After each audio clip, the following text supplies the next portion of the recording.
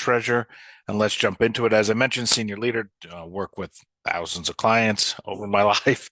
Um, and so let's get into it. So a couple of things I always like to frame: if about 30% of our attendees per event, so for every 100, about 30 of you in our webinars are reoccurring people, meaning you're learning, you're trying to take a lot of education from this. Clearly, if you want a demo of Engage, that's a separate.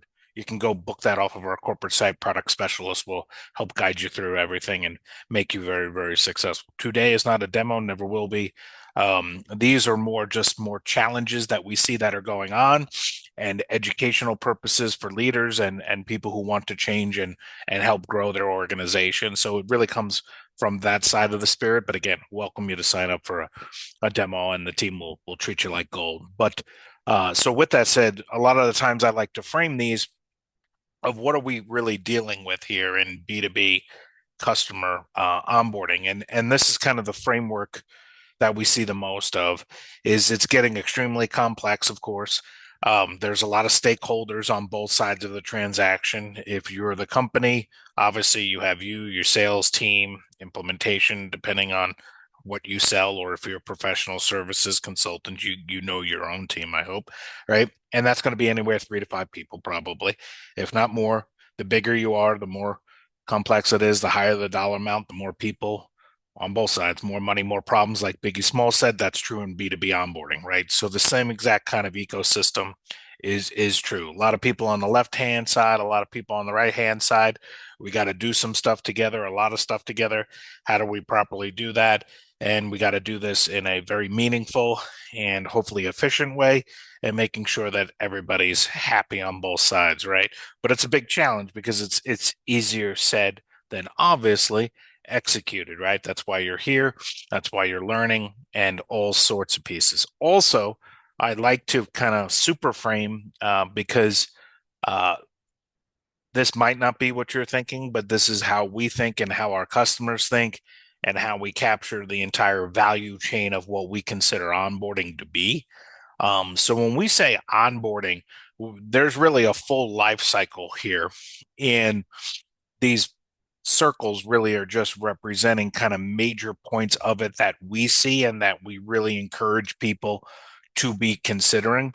The one that's actually on the screen now, this is a heavy SaaS product kind of one, or technology-based company. You could R&D, rip off and duplicate this clearly for professional services also, but it always starts with kind of a sales handoff, which mm, quite people is where a lot of problems actually start.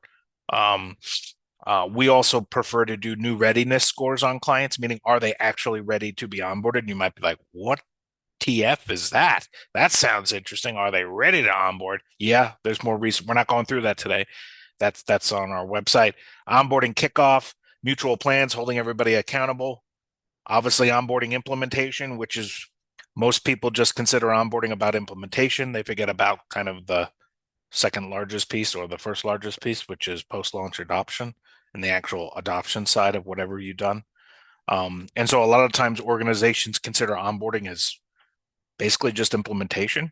And then they try to convince us that their time to value is 32 days. And you're like, nobody's using it. How is your time to value 32 days? Not a single person has logged in or gained any value out of your software offering or anything. Oh, well, yeah.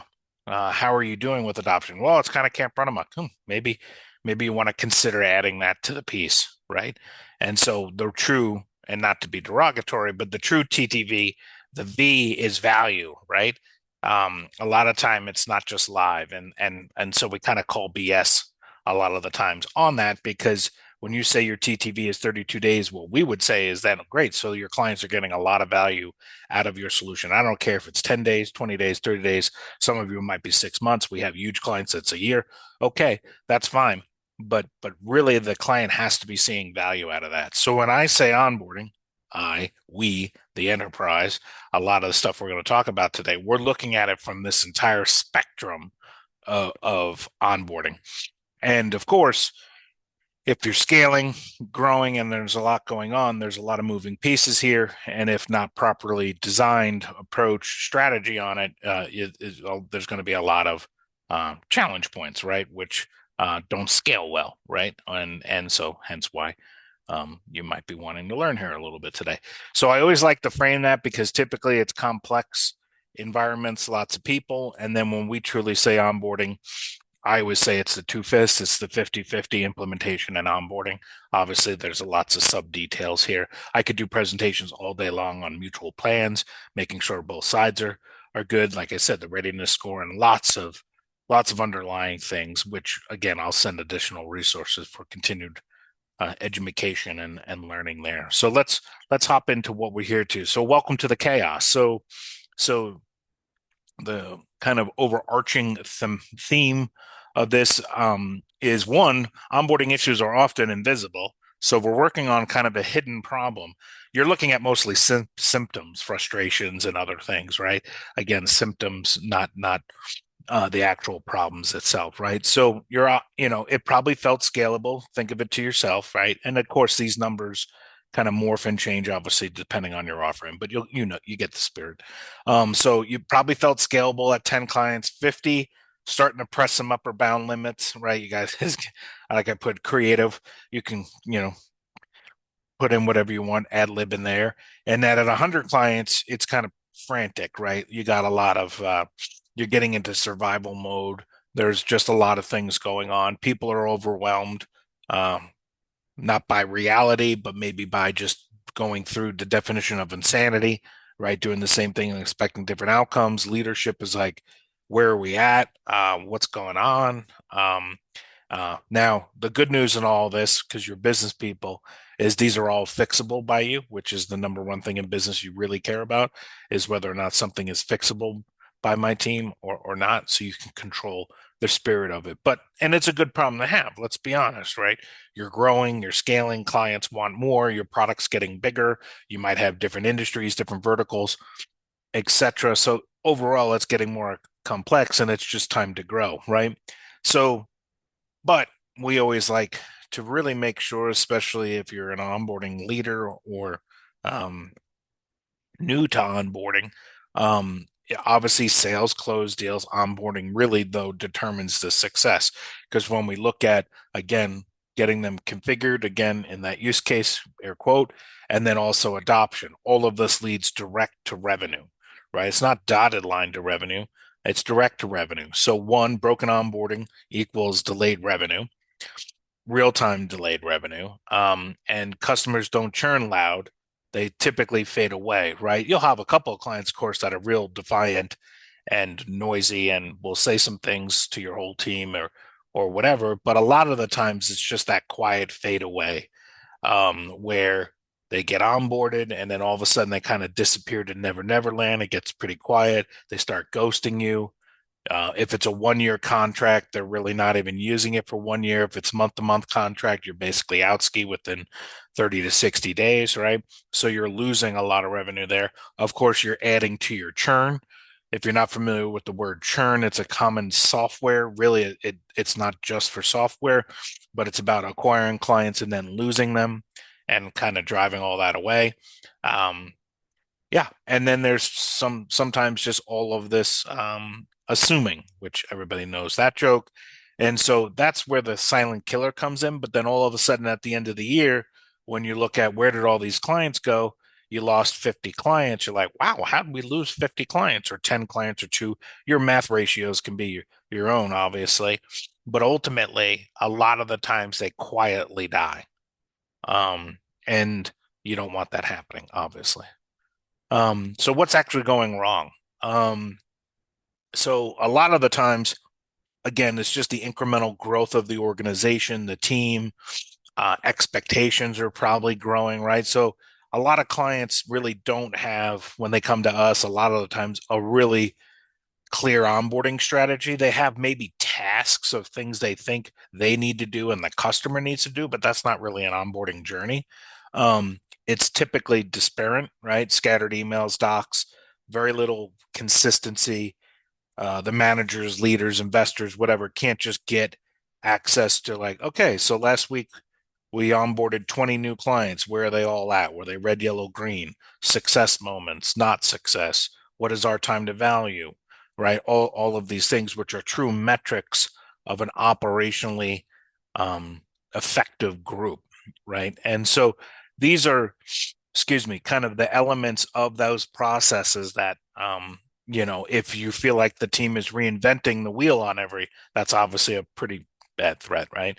And then again, as many of you probably have experienced, especially if you're in a growth company, a lot of the stuff is um, I'm having a brain fart here, but siloed. Thank you. Siloed, in the process, and lives in somebody's brain, or somebody's the expert in X or Y, and these things can obviously be very detrimental to the thing. So it's not like you're not trying to be effective. Clearly, everybody, I always believe, has the right intent, but it's just as you're continuing to grow and there's more people, more problems, more opportunity, all this stuff. It is critical as you're adding new team members that they can be ramped up effectively, that you can kind of identify a lot of your problems. I don't want to jump the shark. That's a Happy Days reference if you don't know the Fonz jumping the sharks. But what's really actually going on, and so how do we basically improve that, right? So again, you're probably shaking your head. Yes, this is so. Let's get into it. So from the customer's perspective, because that's what really at the end of the day matters most, right? Hopefully, you're also very important. We'll get there in a second, but like this is from the customer's perspective. They get excited. Your sales team has gotten them hot to trot on some sort of especial, something that you guys are doing that really is going to solve problems, change their lives, etc. Introduce any kind of sales nomenclature there, and then they're like, okay, so what am I supposed to do next? Who do I talk to? What's this process? What's the timing? How much of my time do you need? Why are there 17 spreadsheets? I might have shot high on the number, but you guys get the point. There's just a lot of confusion, and then of course the last one, which can give everybody a clown tier, should I just churn, right? Like, should I just go away? It's not the work isn't worth the benefit. This is, of course, where that time to value is the number one thing, right? People want to feel success right away, right? Pretty quickly. And they want it to be hopefully low barriers to getting there, right? So from the client's perspective, the most important person on this, um, this is this is where what they're saying on their side, and then your team might be equally as brutal, right? Does your team feel like you're just answering the same questions all the time and repeatedly to three different people within the same organization? Do you think you're firefighting instead of guiding? And I should have put an asterisk on that one because I frequently have experienced that. But two is many organizations are buying your product or service because they just don't want the product you have or service. They want your expertise during the onboarding process, proper ways to configure, to helping them understand certain idiosyncrasies of their industry, like how credit unions are different than banks, and how banks are different than medical centers are different than hospitals, right? And so again, for as you're listening here, these are the things that onboarding truly in high performance organizations, the onboarders are really coaching people to success. Yes, they might be assisting in some configuration. Yes, the client is assisting in some configuration, but the make or break in an onboarding is typically the client, your new client, feeling like you empathize with them, you understand their problems, and you're providing them, air quote, some secret sauce, right? Some sham wow there of like, oh, I didn't think about that. That's awesome. Or I recommend on doing this, right? And that's really where the rubber starts to hit the road. The client starts to feel inspired about their selection of your product or service, and then you're off to the races. We'll come back to that because that's a very important piece of determining churn. And yeah, I'll come back to it. I apologize. Got a little bit of congestion here, so a little bit of sniffles. I'm okay though. Don't no concerns. Um, if you're also feeling like your team is having that zero consistency, obviously, you guys can read. I'm not going to break through all of these for you, but again, um it just comes down to expectation management and clients wanting quick wins. And, you know, like I started with this, does it feel chaotic? Does it not feel chaotic? When team members, excuse me, are like, it's just chaos over here. We have no time for meetings. I can't even think, all these types of things. Those are typically pretty good indicators that there's process problems, and they're probably deeper than that. And so we'll kind of get to there. But just saying we're slammed and kind of accepting that really isn't really isn't really isn't true. There's peaks and valleys of being slammed for sure, but the system should be able to scale and not be slammed out like that. And I think everybody knows what I mean there. So looking at it again, overarching internal, external perspectives. So what do high growth groups do that are differently, right?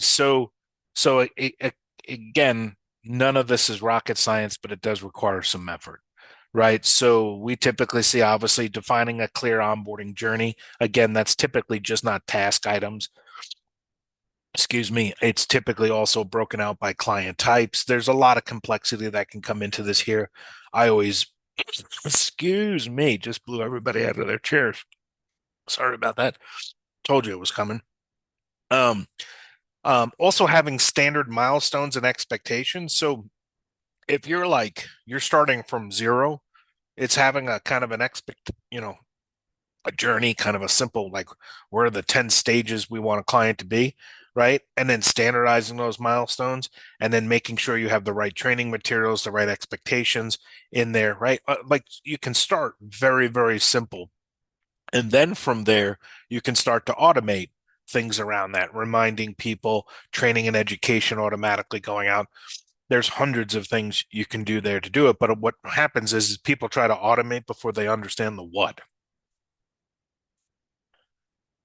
I especially with all this agentic stuff going around, you want to waste hundreds of hours of your time. Go agentic when you don't have a process like that. I love. Oh yeah, I've had so many. Like, what are you agenticing?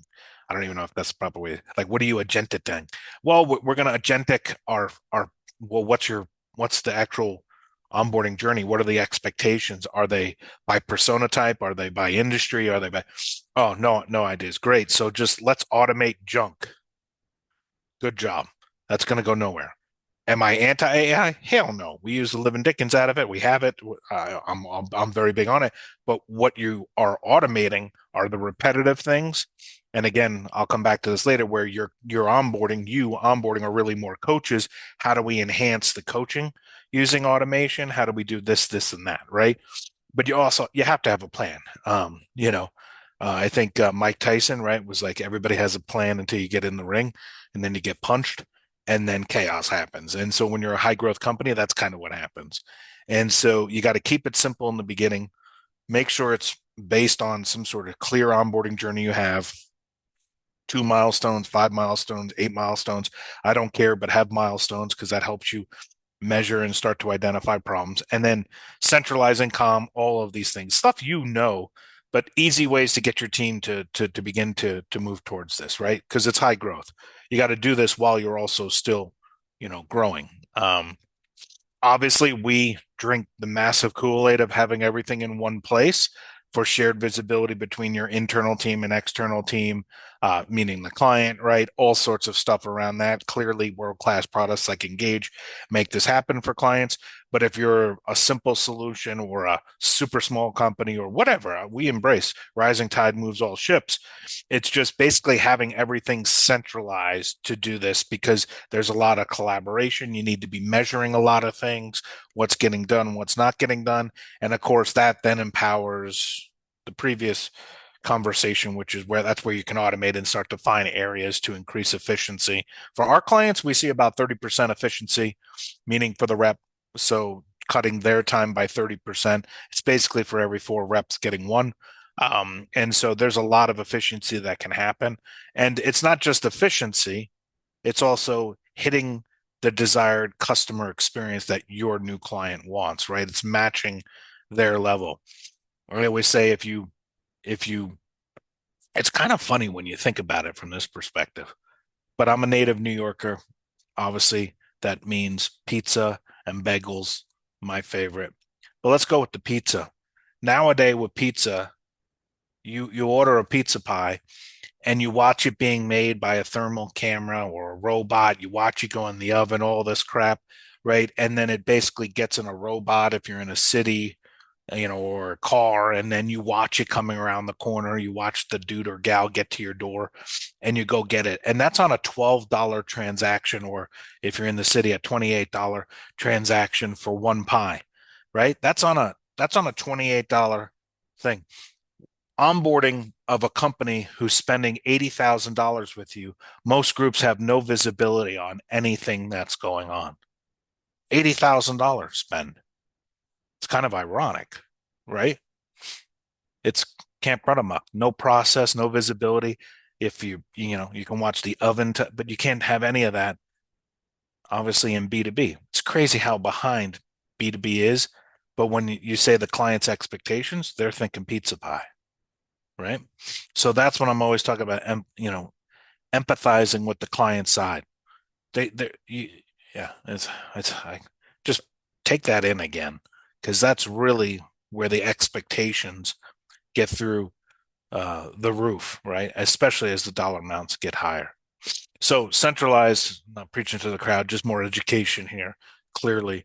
So that's why these pieces kind of build on it. We talked about this. We kind of jumped the shark again. Second reference on that. Need to pull that one out. But it's really efficient. And again, it's not about just efficiency. It's about meeting the client's expectations. And there's a lot of things you can do. Obviously, products having it centralized will help you with that. Also, very important if you're scaling and you're growing, that typically means, apologize for this, my snorting here, but you're also going to be hiring more people. So you can plug in a junior person and they can look like a senior pro in your team right away. For most people, senior leaders who are really scaling, where you're like, I got to ramp up 5 people next year, 10 people next year.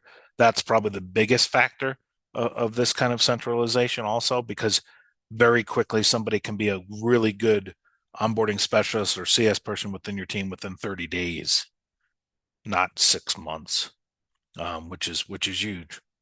I go back to this one where, apologize, you have to identify um, this self-serve slash high touch model within your product offering. Clearly, if anybody wants to talk to me just for a private 15-20 minute coaching session, at the end of this, my calendar will be in it.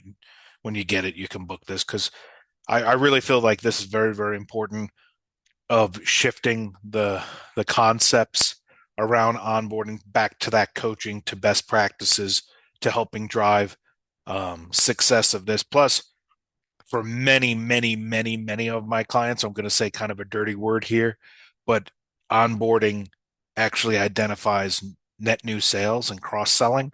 And so onboarders actually become sellers, not closing the contract. But when you build that relationship and coach the client, they're going to tell you all their problems. If they keep telling you all their problems, guess what? A lot of those problems typically can be met by your product or another module of your product. You know what I'm getting at.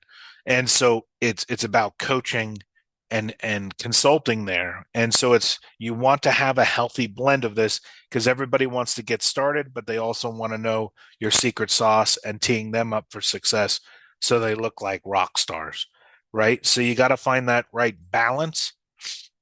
And again, this goes back to looking at your onboarding, like we said, by milestones, which ones can be where you're going to do your intense coaching. Maybe that's air quote meetings for you guys with the client. So those are the meetings maybe where you can, and then the rest can be digitally delivered, mutual plans, holding people on task. You see where I'm getting at here, folks? These are the processes. And then obviously you're wrapping that with all sorts of other processes, but then you're driving that in a central place so that you have all the metrics and the numbers to drive consistency, right? And sure, maybe some of your clients want to be concierge. Sure. Um, oh, trying to figure out how to frame that. So, so if your standard onboarding is this self-serve plus high touch, but then sales is selling to clients that you can do a concierge service, which is more white glove, you can generate more revenue off of that too. So white glove onboarding is actually a revenue generator for a lot of clients of ours because a lot of their clients want to self do the like the hybrid model there. But then as you get to certain levels of clientele, as call it Fortune 5,000, they're wanting more white glove and bespoke and what is perceived bespoke. You can charge quite a bit for those onboarding processes, which is just net new revenue for your team, and basically really not much different of an onboarding process for you guys. You're just tweaking who's doing what and maybe a couple more um, coaching points. So just that's a little secret way if you're an onboarding leader to generate more revenue for your team so you can pay your team more and invest in technologies and excuse me other stuff. And so just it works out very well, that plus the cross selling and plus keeping clients in TTV. All of a sudden onboarding sounds like a very mission critical team member for revenue, which is exactly what you want to be. Metrics that actually matter. So the next corporate meeting, leadership meeting you go into, you start flexing all of everything we've just been talking about, and then you bring some numbers to support that. Time to value, completion rates, adoption rates, customer lifetime value, LTV. Um, we have a lot of clients that are perpetually onboarding, meaning they sell the client module one, then they're on the module two, module three, module four, module five. Literally, like the client is just continuously growing with them, and it makes them a ton of money, and hopefully you, right? So it's about finding the metrics that matter. These here are 4 or 5 of these. The top ones are kind of your starting blocks. We have about 13 kind of metrics as you start to get into kind of the get more comfortable, get more centralized. There's a lot of opportunities obviously to now you don't want to over measure, right? There's a healthy balance, but ultimately you want to defend your investment, your team, your revenue that you're bringing, keeping growing, etc. And so especially if you're scaling, this allows you to put in budgets for additional resources or as I mentioned a ton of elements. Sorry, I'm I don't have a tissue.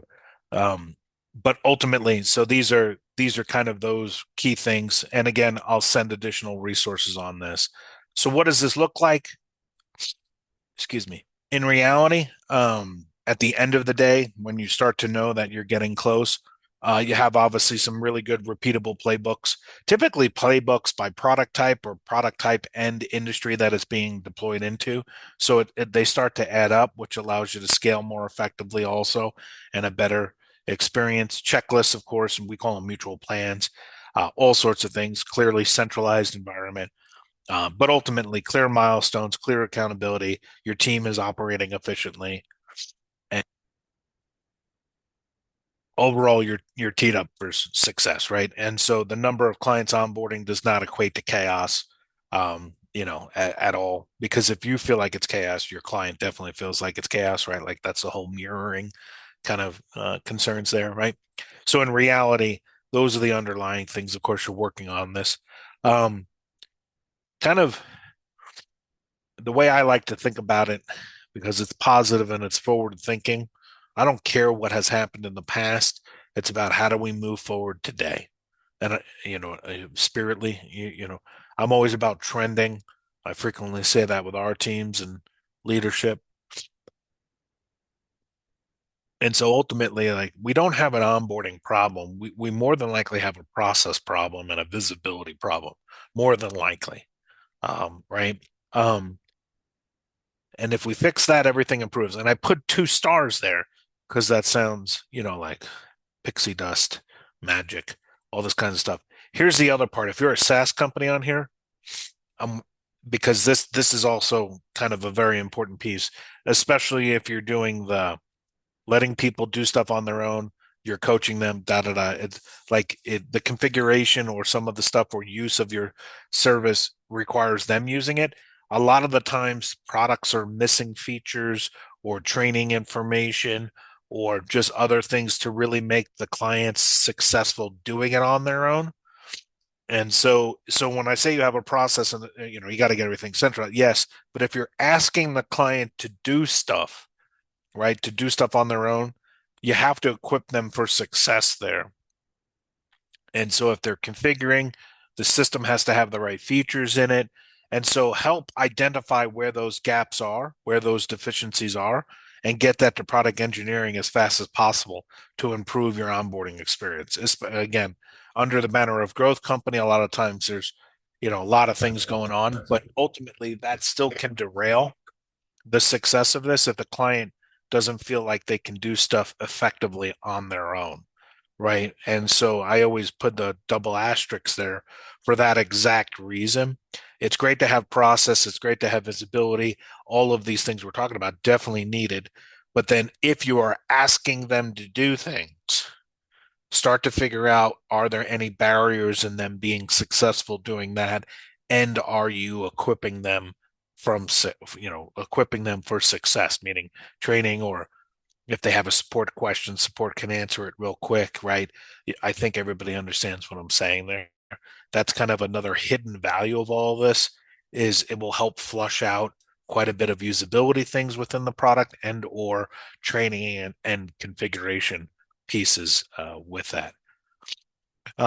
Obviously, assuming all of this, final thoughts, obviously, scale becomes predictable. You'll get into a pretty good rhythm of knowing how long it takes within pretty high accuracy to onboard certain client types, which allows you to do better planning, better resource planning, all sorts of things that we help clients figure out because you can get into pretty good rhythms on things. And ultimately, your team will sleep again, and more importantly, they'll be more empowered and more positive about, hey, everything we're doing, we're actually taking it into consideration and we're getting better all the time.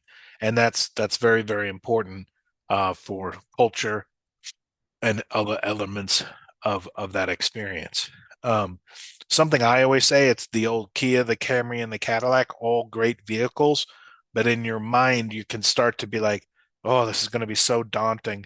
I need an Escalade with 20-inch spinners on it. No, you don't. You're going to get there, and it can be that fancy eventually, but do a great car like a Kia, and then you get into a number one selling car in the world, the Camry, right? Like, and kind of you can start to work your way there progressively over time. So don't be overwhelmed, but start to take the challenges that are going on right now seriously. Not that you're not, but you can incrementally start to make improvements and get this into a highly scalable and repeatable ecosystem. So, and again, with that, I apologize. Don't get this often. But that's it. So I appreciate your time. Appreciate it. A couple of follow-up items as we kind of continue out. One, sessions. I do a lot of presentations to like your teams. If your teams want to brainstorm any of these things, the handoffs, we do pre-mortems too, is another concept of success, predicting failure before onboarding even starts. Excuse me. There's a lot of things. 120-day post-launch, which is the adoption cycles. So these concepts are all obviously powered by our platform, but sometimes teams are exploring how to do these and trying to do that. And again, trying to do them at scale. And so that's my calendar in there. That's a meeting with me, literally. And it's just a half-hour meeting. And then if you want me to, we can then do a presentation to your team to reinforce your spirit and help and answer a lot of questions for you, obviously, because there's a lot of concepts there. So I offer that out. You'll get that. And of course, all of our resources on our website. Every single topic I talked about today is there. So if there's something that piques your interest, please go ahead and visit that. We'll share some of those here in the meeting recap. And with that said, remember the chaos or the growing pains are typically around process. So you can start to flush that out pretty quickly and then get it wrapped into an overall system and cycle for success. So again, appreciate it, everybody. Look forward to seeing you at the next one.